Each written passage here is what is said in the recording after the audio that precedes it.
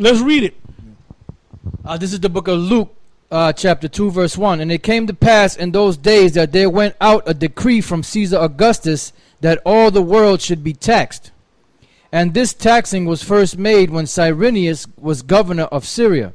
And all went to be taxed, every one into his own city. And Joseph also went up from Galilee out of the city of Nazareth into Judea unto the city of David, which is called Bethlehem, because he was of the house and lineage of David, to be taxed with Mary his espoused wife, being great with child. Yeah, so there was a census too. Census. All right? Now look, read that again. I want you to go to that name. And it came to pass in those days that there went out a decree from Caesar Augustus that all the world should be taxed. And this taxing was first made when Cyrenius... Look up the word Cyrenius. And let's see, because that taxing was first declared and made by Cyrenius. So let's see if we can get some information on this guy. Okay, the Greek word for Cyrenius? Well, just get his actual name, copy and paste it, and bring it to Google. This is from Wikipedia. Publius. And what is his name? Publius Sulpicius Quirinius, also known as Cyrenius, 51 BC to AD 21, was a Roman aristocrat. After the banishment of the ethnarch Herod Archelaus from the Tetrarchy of Judea in AD 6, Quirinius was appointed legate of governor of Syria, to which the province of Judea had been added for the purpose of a census. There it goes, a census. So taxes come out of a census. Now, since you so into the law, Mr. Nate Satan, do you agree that there should be a census taken? Right. Now the Mossad damn near took out Israel over the fact that David had called for a census, man. That's right. If you got it. I got something real quick. All right, go ahead. Exodus chapter 23, verse 32. Thou shalt make no covenant with them, nor with their gods. Right. So basically, a covenant is an agreement. So according to the law, you're not supposed to make any covenants with them, with any nation, basically. Because you're not in agreement with any of these nations. So when you make a covenant with them or that agreement, there's the party that you make the agreement with, they have rules and regulations that you have to abide by in order for you to get the benefits that you're looking for from that agreement. That's why when you get that 501c3 charter, there's certain things you can't speak about.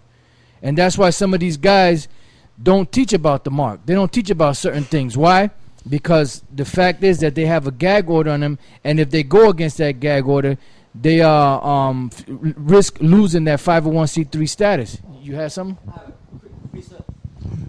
Yeah, this is a quick precept concerning the 501c3 status.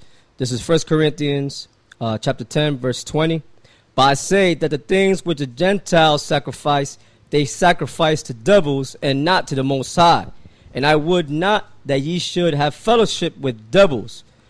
Ye cannot drink the cup of the Lord and the cup of devils. Ye cannot be partakers of the Lord's table and of the table of devils. And the 501c3 status is just that. That's right. Yeah, because that's what they basically doing. They basically, if you notice, with these guys, at first they were teaching a certain way. Then after a particular period of time, once they either got paid off or they did this 501c, this whole turnaround, and then slowly but surely the doctrine started changing. And the first thing that always goes is that name. The name of the Most High, Yahweh, and the name of his son, Yahweh Shai. Those names are the first ones usually to go. And then everything else starts going. Then some guys are now teaching that all nations can be saved, that it's open to all nations. So it's like different variations, but they all have the same goal, and that's to distort the truth. and basically to take their names away, because these Rosicrucians, these international bankers, these top elite families, they know that the name of the Most High is very important. And they know if Israel has the name of the Most High and the name of Yahweh Shai, that the Lord works, for Israel. So in order for them to not have Israel call upon him, because the Lord said his ears are not too heavy that he cannot save. So in order for them to not have Israel call upon them, they'll set up these guys like Nate and other clowns out there to teach that the name is not important, and pull out scriptures that they have no understanding of, and to take that name away so that Israel can't call upon their name. You had a point? Yeah, I had some information concerning this guy, Lyndon Baines Johnson, because that 501c3 crap really was introduced through Lyndon Baines Johnson, just like I read in the... Well, he could be this guy's Cyrillus back in the reincarnation. We very well could be. Yeah, that's a good point. Anyway, because he said this guy, was his name Cyrenius? Yeah. He was a aristocrat of the Roman Empire. He had control over the province of Syria when they took it over. And this guy, his wife, Baines Johnson's wife, was known as Lady Bird. They were socialites, man. Yep. Con. Aristocrats, so you can understand. Con. And when you do the research on this guy, Lyndon Baines Johnson, like I said, Bain means... He was a part of, he was instrumental with the whole Vietnam conflict, man. Yeah, the death of Kennedy as well. That's right.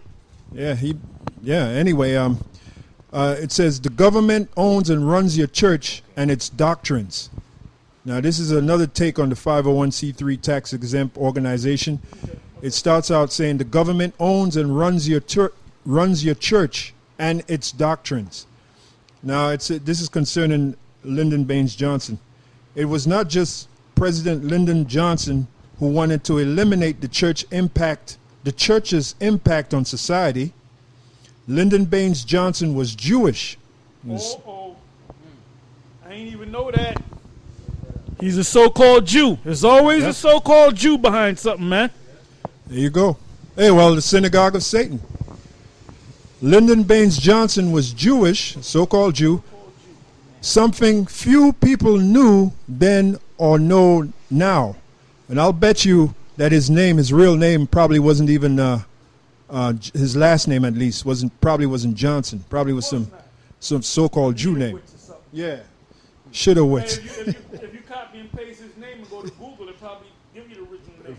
Yeah. Yep. Johnson, real Jewish name. Yep, because that's what these so-called Jews do. They change their name. Anyway, it's something few people knew then or know now. He was a crypto Jew, meaning